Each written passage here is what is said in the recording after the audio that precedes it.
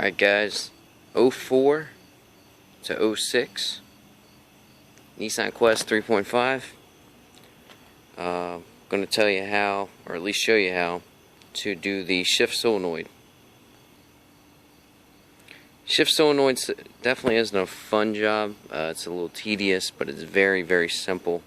As you can see, I do happen to have my rum and coke sitting there. That's my third one. But as we look, this is kind of a mess. I literally had to take everything out.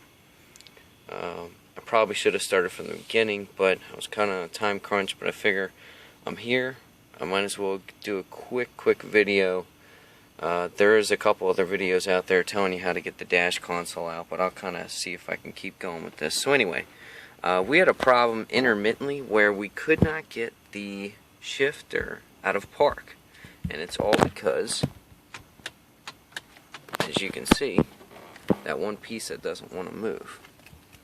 But now, well, of course, you put the key in, press that, you can see it moving there. See if I can get a little bit better picture there.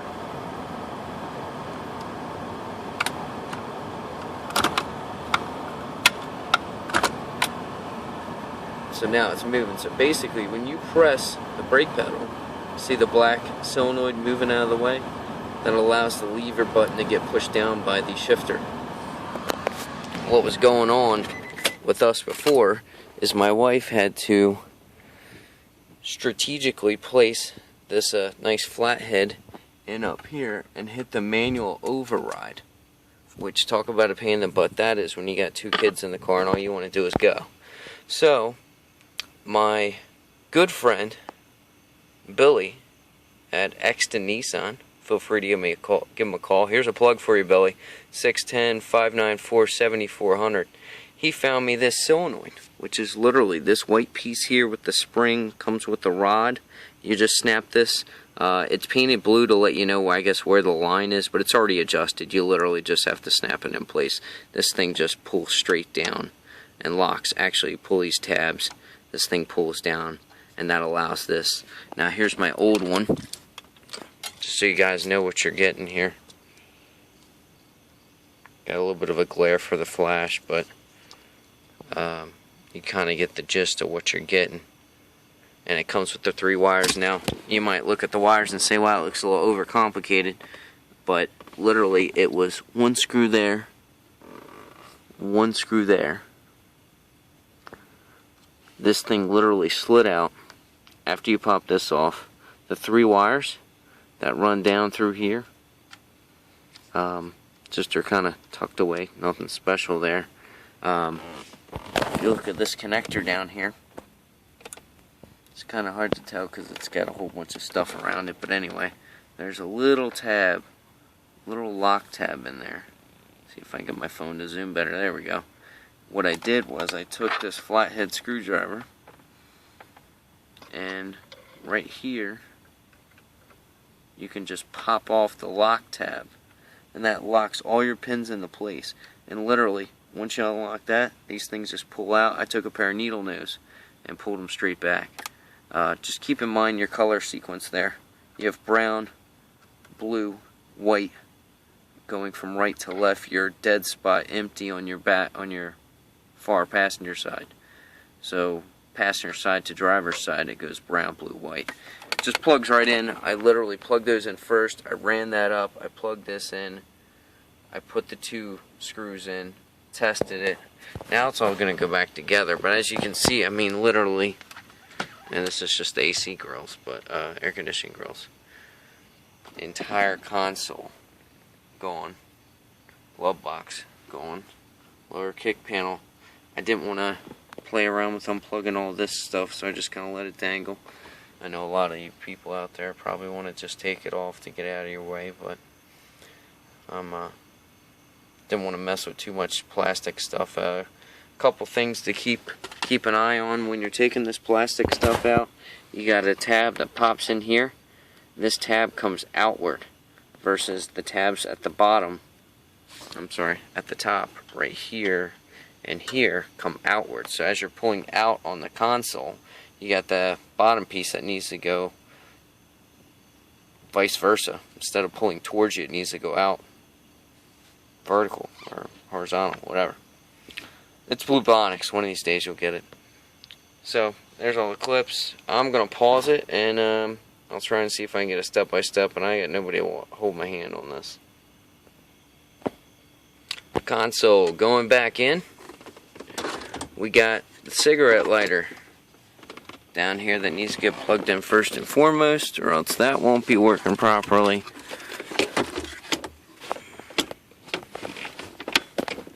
Now the only reason I'm even making this video is because so many videos out there have helped me, and I said, you know what, for something that's such a pain in the butt, and I really didn't find a video online that was talking about this exact situation. I found, you know, different ones about radios and how to remove the shift knob, because the shift knob's got like a funky lift tab on it. But alright, so that's for the lower cigarette lighter. It's in the little cubby hole. This is for that other little power supply outlet one that's over there. Don't mind all the junk everywhere. I'm gonna slide this in. This is gonna have two clips here, right there, one on each side. That's gonna lock into place. And then, like I said, you got that one way down there that goes horizontal. Let me get this locked in, and I'll come back with the next panel. Alright, center console's in. This side snaps in. You're going to have some screws here for the glove box. This is also a perfect time. Most of you probably don't even notice, but there is a glove box light. It's just a standard peanut bulb. I call them peanuts, 194s. Mine's burnt out, so I'm going to make sure I replace that. There are two screws in these two holes right here that lock the ashtray / change holder, whatever you want to call it, back in. That's gonna lock. That's gonna give you most of the stability for the centerpiece. There's a screw hole up here to the right, screw hole next to the shifter up there to the left. These tabs line up here. It kind of snapped in very easily, so I'm gonna go for this side bolster here, get that button back up, and then reconvene once again. Alright, ashtray's in. There were two screw holes that were behind these covers. I just popped those covers back in. Don't forget to pop those out to get to the screw holes. That was one thing that I did have to reference another gentleman's video on here. And onto the kick panel. Lower kick panel back on. Snapped on pretty easily. Wow, I didn't realize how dirty that was until I saw that in the video. Ugh. Anyway. There's this one screw right here where this fuse box is. Make sure when you're taking that, taking this piece off, you're not just yanking on it like a great bait, because that one screw will hold you up pretty good. And this piece is pretty self-explanatory as far as getting it off. It's got two tabs on it. Just gotta kind of fish it in there. You know, it's so much easier to do with one hand.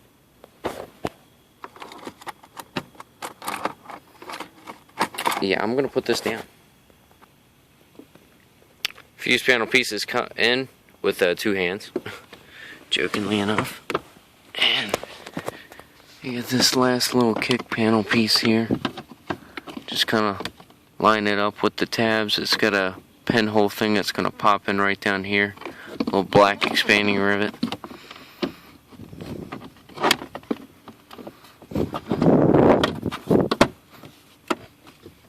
Goes in very simply, if that's even a word. Where's my little expanding rivet? It is, oh, look at that. Right there on the floor where it shouldn't be. Or the ground, I should say.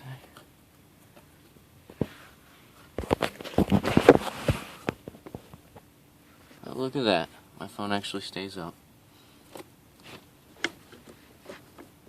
I usually separate the expanding rivet first. Pop the female side in first. There you go, that's it. Next piece is going to be the little black air conditioning surround. Oops, got a little ahead of myself there.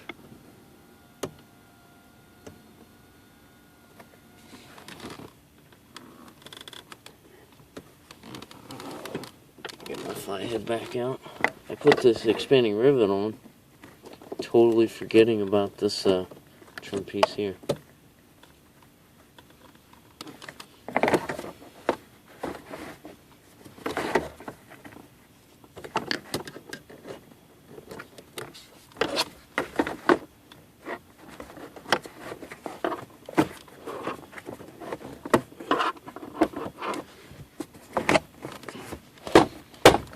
Little love and finesse never hurt nobody.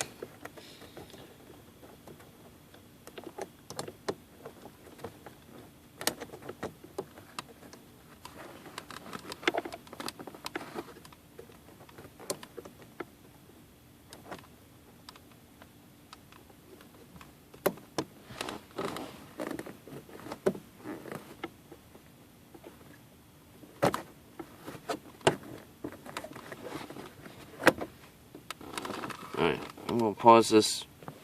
You'll need to see me finagle.